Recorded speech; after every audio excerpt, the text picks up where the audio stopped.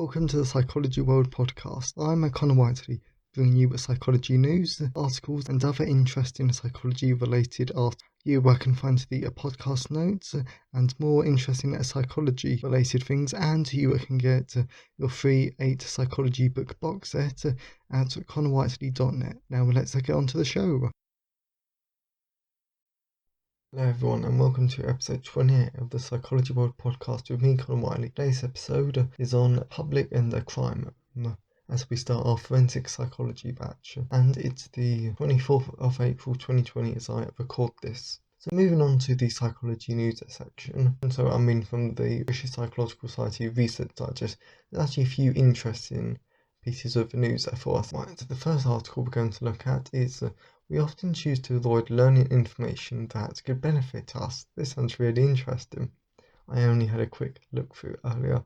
So picture the scene. You're attending a regular medical checkup, fielding questions about your health and lifestyle, when your doctor tells you they can actually estimate your life expectancy from those answers. Would you want to hear the truth, no matter how brutal it might be? Or would you prefer to live in ignorance? I think I prefer to live in ignorance, to be honest. If you belong in the latter category, you're not alone. A new study in management science has found that many of us would rather avoid stressful or uncomfortable truths, even if they might benefit us. Wow, that is a very interesting bit, to be honest, because part of me thinks, why would you want to know? Like, let's say that doctor says that you have 20 years to live. Would you really want to know that?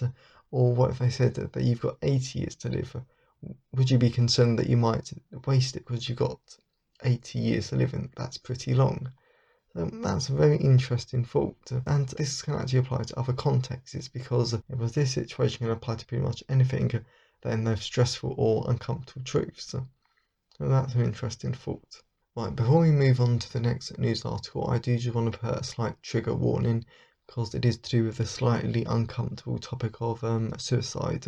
So if you didn't want to listen to that, I would just, on your podcast app, I would just click it maybe 2-3 minutes ahead, and then you should be able to avoid the topic, because before we move on to the personal update, I'll do one more article. So moving on to the slightly uncomfortable topic, which is responsible reporting is vital in the media coverage of suicide. Exactly how the media discusses suicide is a topic of frequent debate. Plenty of research has linked to media reporting of suicide in an increase in suicidal behaviour, and both the Samaritans and World Health Organization, amongst others, have clear and frequently promoted guides for journalists how to report suicide.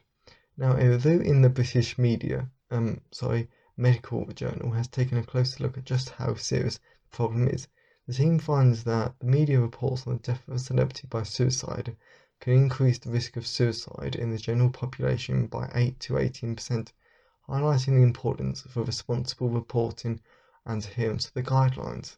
To be honest, there is not a lot you can say about it, because this is so tragic. But I think the only thing I'm going to say here is that if you ever do feel suicidal, if you're ever having difficulties, talk to someone. In whatever country you're in, there should be help available, such as if you're in the UK, you can call Samaritans and the Mind charity, mind.org. I think that's quite good, and yes, and just know you are not alone. So moving on to the next slightly more cheery news thing. There's the editor's pick. A psychological trick to turn people green shows how environmentalism will help with their global goals. Now this I am interested in. Well, it says yesterday I got this email yesterday, so 2 days ago was Earth Day.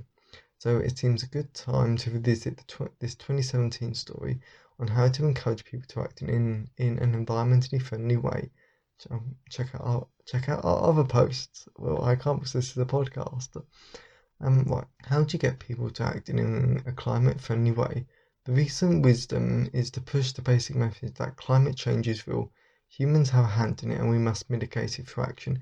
This approach hits a wall when people are disposed against that goal ideology, or because they simply don't care enough. Research in Applied Journal of Psychology suggests another strategy: encourage environmental behaviour by linking them to goals that are already personally important to them. Now, this I think is brilliant because think about it. People want to achieve their goals, and because of that, they will do anything to reach those goals. So, if you link climate change to those goals, then they're more likely to. For example, let's take children. The goals of a lot of people are to have children. So you could possibly say, and of course I know this is very tenuous and a completely made up example, but so you could say, well, if you're not environmentally friendly, then you won't be able to have children, or there's much less chance that you'll be able to have children because you won't be able to survive on the planet to have your children or to even raise them. That, and if you don't start living in an environmentally friendly way, then you won't be able to raise your children well because you're constantly struggling to survive. Of course, that was very extreme, but I think it makes my point. So let's move on to the personal update.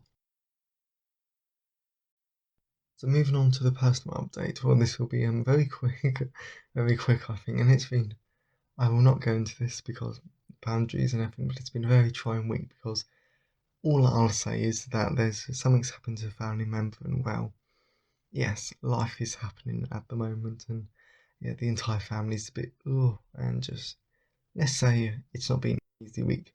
But in terms of psychology stuff, so everything has been written. I finally finished the Cognitive Psychology second edition. It's all been formatted, so I've proofread and I've edited, sent off to an editor, the Biological Psychology second edition. I'm starting to do my proofreading, then I'll send off to the editor and everything of cognitive psychology and animal psychology. So by the time the next podcast episode goes out, it should be available on pre-order. But I will talk about all that next week. But I'm really happy with the books, and I think they're really good. Really good, and they're tons of and packed full of information, and they're pretty much double the thickness of the last one. They're about 15,000 words, and all the chapters are very readable. Uh, they're in very good sized chunks, so it won't take you like an hour to read. Like one chapter. Which yes, overall I'm really happy with the books, and everyone, that, and you should all like them. And I've also been finishing up, and I've been finishing off my sci-fi fantasy books. So they're all ready to be published. I just need sort of the covers, and just need to order them. Well, I've ordered one of them, and they should be, by the time you hear this, it should already be here. So I'll be very happy. I'll be very happy with that, and then I'll order those. So by the time the next podcast comes out, everything should be go go go because everything should be available for you to pre-order. Hopefully, and of course, if you choose to, if you choose to. This was a really short personal update. Yes, but if you ever want to contact me, then you can always tweet me at sci-fi Whiteley on Twitter, or email me at connorwhiteley@connorwhiteley.net. So let's move on to the content of the episode, and have a great day, everyone. Moving on to the content part of today's episode, we're going to be looking at public and crime, which is one of my favourite areas. So let's dive into the topic. So firstly, the path from committing the crime to punishment is very complex and quite honestly quite ridiculous in terms of its complexity. Because you would have thought that a crime is committed, reported to police catch the offender, prosecuted, you're done with it. But oh no! So according to Annisworth 2000, there are several steps in the process of a crime. So this is from whether a crime is committed and then to punishment. So will the victim notice the crime? Will the victim report the crime? Will the police record the crime? Will the offender be caught? Will they be prosecuted? Will they be found guilty? And will they be sentenced? So, as you can see, the path to punishment isn't straightforward in the slightest, as the case can be dropped or even go undetected at any point, which I think is quite a scary thought. But the more important issue, though, is that with crime being, well, a social problem, is also a public problem, meaning that public opinion does affect the criminal justice system. So because of that, it's very important that the government and all of these officials recognise that public concern needs to be understood, because it can affect how justice is delivered. This is why it's one of my favourite topics, because the public the public and just people in general can be really uninformed about it. For example, Answorth and Moss 2002 found that the public's perception of rates of crime is often inaccurate, and this is why this is the first episode in this forensic psychology batch, because public and crime I think is really important to understand. So according to Donvey 1990, the public's perception of crime is that society is becoming increasingly criminal and risky, but in reality crime has never been lower in society, and it's only in certain years that certain types of crime are back on the rise, but even though it's quite minimal compared to history, so you don't really need to be that scared of a crime. Yes, but so going on to the fear of a crime more specifically, I'm just like going to read this small extract out from my book. So let's face it, the public fear crime and becoming victims of crime. As a result of this fear of crime, politicians and others use this fear in political contexts to gain favour, and governments may actively try to influence it. The reason for this influencing and political interest is because if there's less fear, then the government is doing a perceived better job. So this does mean that actually doing a better job.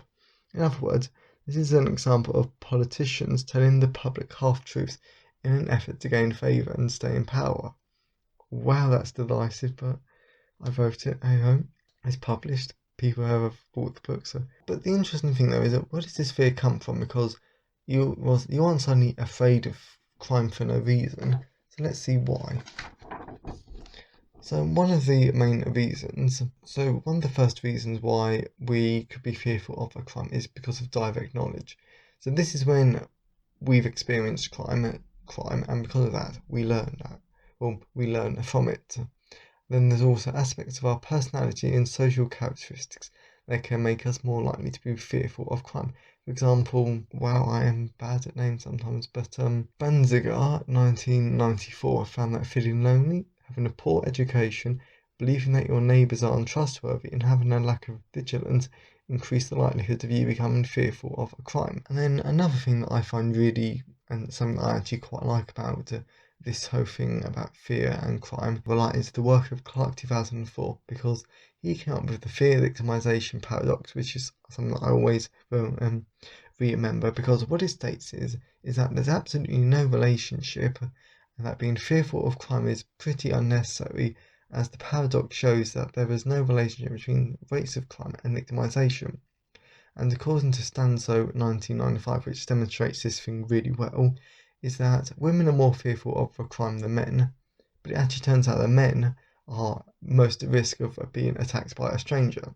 So it doesn't make sense, does it? That, and something else that I quite like about Clarke's work, so in Clarke 2004 spoke about this crime phobia, and crime is not a phobia because it's not irrational, and it's not just a functional, because it makes sense for you to be fearful of a crime as it keeps you vigilant so you don't become a target yourself. And the last thing that I did want to talk about is media bias, because in terms of public and crime is like my absolute favourite topic in forensic psychology, but media bias is a very close second, because it's so much easier if I just read this out to you.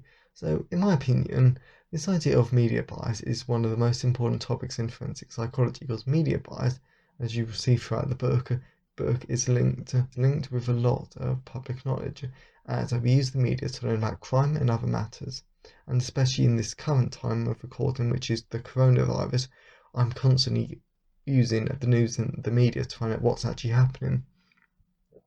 For example, if an individual has limited or very little opportunity to interact with a specific stereotype group, then the individual will rely on the media's portrayal of the group in order to learn more.